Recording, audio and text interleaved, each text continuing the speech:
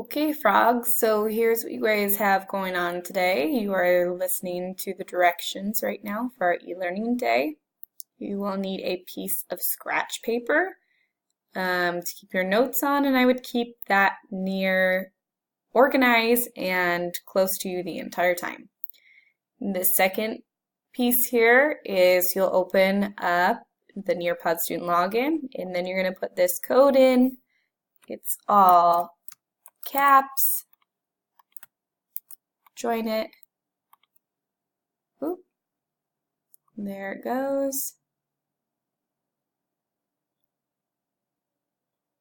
I'm going to log in as SMS Tech, but you are going to log in as your first name and last initial so we can give you credit for your work. Then you're going to go through this Nearpod. It is a lesson on digital citizenship, and it is called My Media.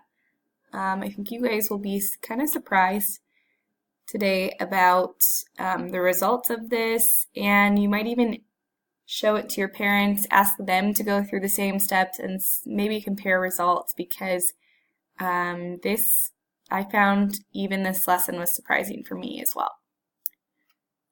Okay, let's go back to the agenda. So you're going to go through those slides. When you get to slide 23 on here, you're going to fill in that chart, the table, based on the results from your scratch paper that you're keeping track of.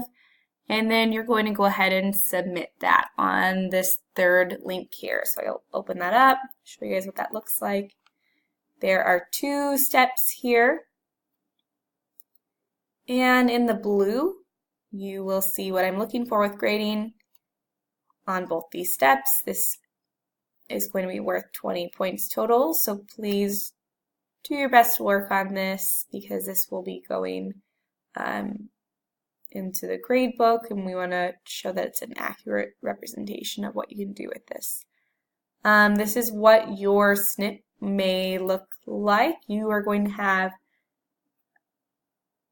bars filled in that are